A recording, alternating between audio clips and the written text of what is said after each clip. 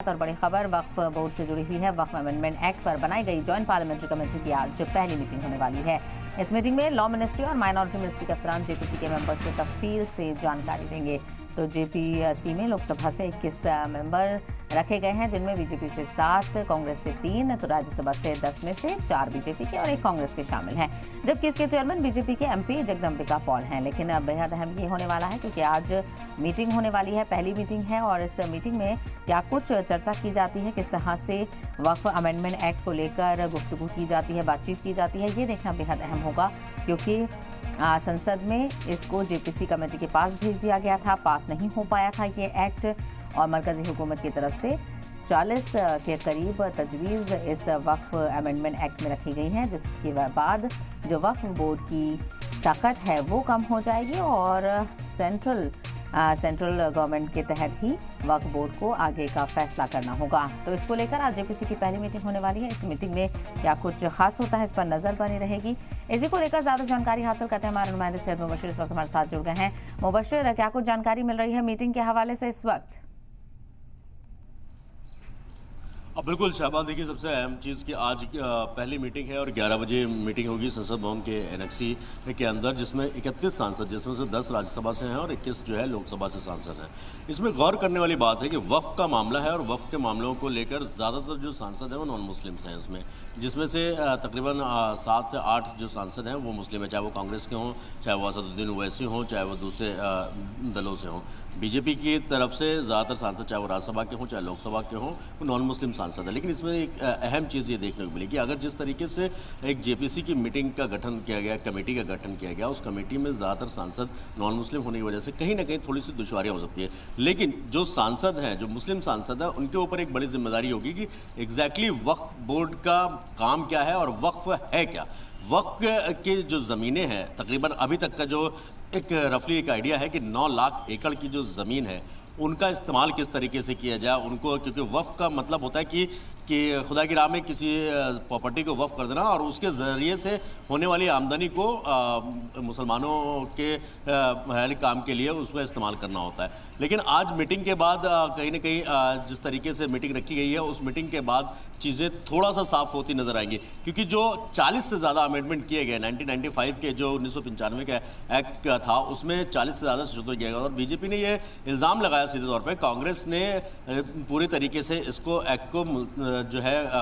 अमल में नहीं लेके आए, जिसकी वजह से काफ़ी नुकसान उठाना पड़ा। तो ये कई सारी अहम चीज़ें हैं। जगदम्बिका पाल जो डुमरियागंज से सांसद हैं बीजेपी के, उनकी अध्यक्षता में, उनके सरपरस्ती में ये पूरी मीटिंग होगी एनेक्सी में आज संसद भवन के अंदर। और वो मीटिंग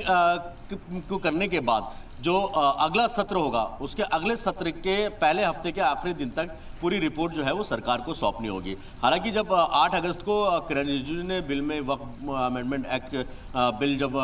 टेबल किया था, उस वक्त बताया गया था कि वक्फ को लेकर जिस तरीके से आते हैं। लेकिन आपको एक चीज़ और भी बता दूं शहबा कि हर सूबे में, हर राज्य के अंदर वक्फ बोर्ड अलग होता है, जिसमें गवर्नमेंट उसकी कमेटी तय करती है और वो कमेटीज़ जो है वो मुस्लिम्स उसमें ज़्यादातर होते हैं, उसमें चाहे चेयरमैन हो चाहे उसके मेंबरान हो, वो वक्फ के जो ज़मीनें हैं, वक्फ की ज़मीनों को किस तरीके से इस्तेमाल करना है, कैसे इस्तेमाल करना है, उन सभी चीज़ों पर फैसला लेती है। लेकिन पिछले कुछ सालों से हमने देखा है कि वक्फ बोर्ड को लेकर कई तरह की चीज़ें निकल कर सामने आई हैं। जैसे कि दिल्ली वक्फ बोर्ड में जब इसके चेयरमैन साबिक़ ओखला से विधायक अहमदुल्ला खान थे, कई सारे आरोप लगे कि वक्फ में चाहे वो नौकरी देने की बात हो, गड़बड़ की, चाहे फंड को लेकर बात की गई हो, कई सारे इस तरीके के इल्ज़ामात लगते चले आए। और ये कोई सिर्फ दिल्ली की बात नहीं है, ये हर सूबे के कहीं ना कहीं जिनकी खबरें निकल कर सामने आती हैं वो हाईलाइट होते हैं। लेकिन दिल्ली को थोड़ा फोकस किया क्योंकि आम आदमी पार्टी की सरकार है और आम आदमी पार्टी से ओखला के विधायक अहमदुल्ला खान इसके चेयरमैन 2 बार रह चुके हैं। हालांकि पिछले साल जुलाई में उनका जो पूरा कार्यकाल है वो खत्म हो चुका है और इस वक्त वक्फ का चेयरमैन दिल्ली में फिलहाल कोई नहीं है, जिसका खामियाजा जो वक्फ के अंडर में, चाहे वो मुतवल्ली हो चाहे वो इमाम हो, जिनकी तनख्वाह की बात हो, आपको बता दूं पिछले 8 से 10 महीने से ज़्यादा का हो गया जिसमें मुतवल्ली और इमाम की तनख्वाह नहीं दी गई, क्योंकि वक्फ कमेटी इस वक्त नहीं है, कोई कमेटी इस वक्त नहीं है, वो सबसे बड़ा रीज़न। लेकिन मरकज़ी हुकूमत की तरफ से जिस तरीके से शहबा पूरा 40 से ज़्यादा इसमें अमेंडमेंट किए गए, 40 चीज़ों को इसमें घटाया बढ़ाया गया और कहा यह गया कि जिस तरीके से वक्फ बोर्ड का इस्तेमाल होना चाहिए, तो नहीं तो लैंड माफिया जो है, ये साफ तौर पर कहा गया कि लैंड माफिया वक्फ की ज़मीनों पर कब्जा किया है, ज़्यादातर कब्जा किया गया है वक्फ की ज़मीनों को, उन सब चीज़ों को सरकार के अधीन। यानी अगर ये बिल कल पास होता है, जो जेपीसी की मीटिंग के बाद अगर ये बिल पास हो जाता है, क्योंकि जब लोकसभा में रखा गया था तब उस वक्त जो अपोजिशन है उसके विरोध के चलते जो है इसको पास नहीं कराया जा सका, जिसके बाद इसको जेपीसी में भेजा गया। मैं दोबारा इस चीज़ को एक बार उसको गौर करवाना चाहूँगा शहबा, क्योंकि इस कमेटी के अंदर ज़्यादातर नॉन मुस्लिम सांसद हैं। नॉन मुस्लिम सांसद होने की एक बड़ी वजह यह भी है कि बीजेपी मरकजी हुकूमत में है और बीजेपी ज़्यादातर सांसद हो गए थे, तो इसमें कहीं ना कहीं मुश्किलों का दौर ज़रूर देखने को मिलेगा। जो 8 से 10 सांसद हैं जो मुस्लिम सांसद, चाहे ओवैसी हों, चाहे